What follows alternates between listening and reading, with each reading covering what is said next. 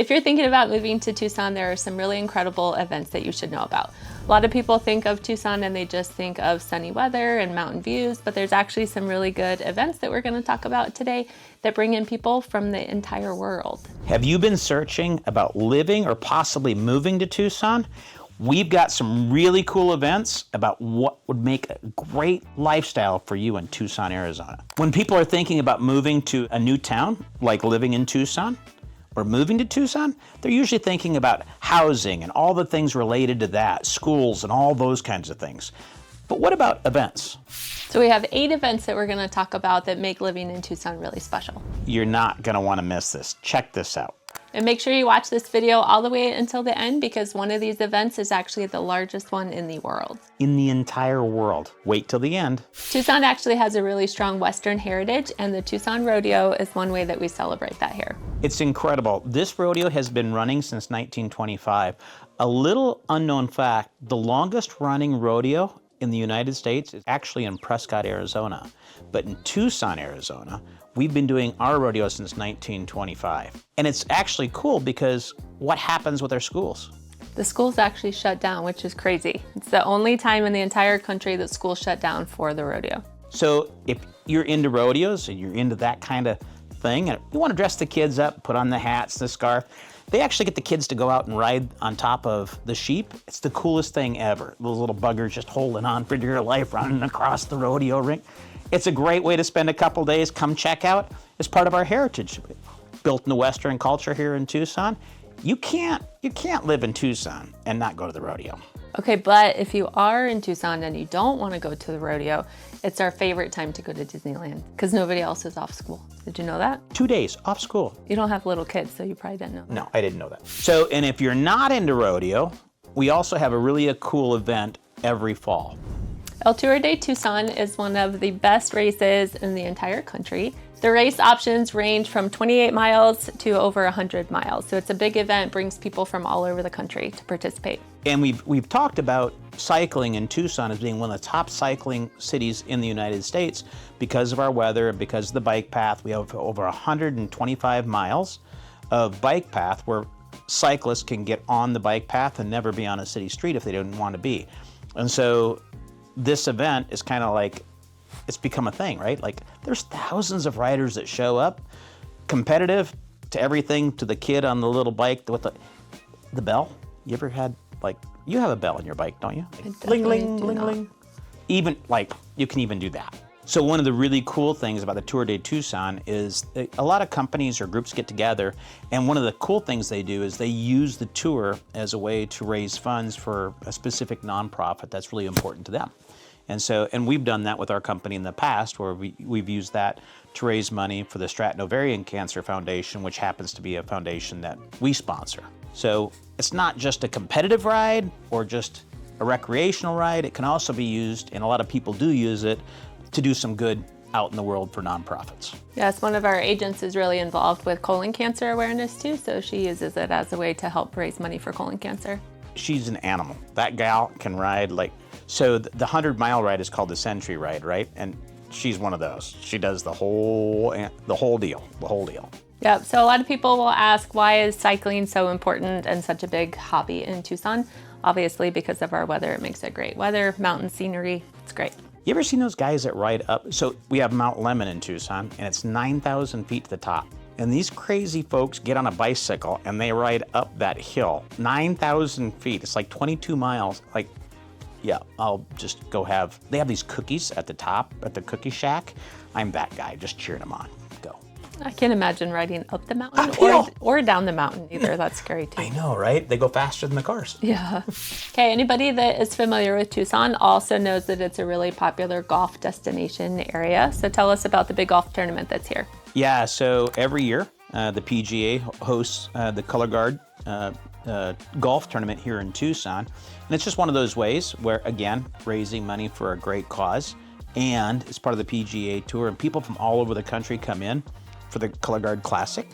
And Tucson's just known. You know, we've got amazing golf courses all over Pima County. And this is just one way that we get to highlight. It's one of those events that you can go and spend the day and see some great golfers and be outside. Yes, this one's held at the Omni Tucson National Golf Course. Yep. It's a great event. If you get the chance, you're not going to want to miss it. You know, and as a company, we sponsor a golf tournament every fall at the same course, and the Stratton Ovarian Cancer Foundation. It's a beautiful course. The staff there is fantastic. They've got a great patio. I actually go and sit and work out on the patio every now and again, and you're just looking over. It's got mature trees, a little different, you know, compared to a lot of the desert courses in Tucson. And they've been a great host for us for our nonprofit and our foundation for the last 4 or 5 years. A really great festival that brings people from all over the country also is our 4th Avenue Street Fair. Tell us about that a little bit. Oh my gosh. 4th Avenue Street Fair. 4th Avenue sits between the university and downtown Tucson, and it has kind of all those iconic restaurants and bars and those little shops where you can go shopping, and they close off the entire street twice a year, right? Yep. Once in the spring and once in the fall. And they have music and bands, and you can walk down the street and turkey leg. I was gonna say, don't forget the food. Oh my gosh, turkey legs. Like, it's my favorite thing. Like, you go down, you get like a turkey leg, and you look like barbarian just eating like turkey off a bone. Can we not say that? Can we redo that? Let's cut that out. That's creepy. It's like, talk about churros or something. The churros are great. And the churros are great. Ron, cut that out. It's terrible. I'm going to see this video and you're going to be in there talking about the turkey leg. 100% we're playing that. And the food is amazing. So what's your favorite food that you get at like the festival? Churros. Churros. All day. For me, Cinnamon it's a turkey sugar. leg. Oh. I love the turkey legs. They're like it's like churro or turkey leg. Churro. Churro? All day. I don't know. Great food. You got to check it out. Music's amazing. Yeah, so arts and crafts, music, food brings people from all over. So leather purses, pictures, jewelry, all kinds of good stuff. Definitely recommend. So if you're wondering what are some fun things to do in Tucson, Arizona, definitely check out the 4th Avenue Street Fair. There's over 100 vendors. Great thing to do on a Saturday or Sunday. So one of the other really cool things, cool events that we have in Tucson every year is the Tucson Meet Yourself. So it's another festival. We have multiple that are really fun. So Tucson Meet Yourself really focuses on the different cultures that make Tucson unique and the different foods. So there's actually over 100 different food vendors that you can come check out. So that's really fun. So one of the unique things about Tucson is that we have so many people that move here from all over the country and all over the world. And this festival is kind of just a cool way where you can go down and try different ethnic foods and foods from different areas in the world and meet people from other places. And it's just kind of this cool little vibe that runs to this festival that runs downtown.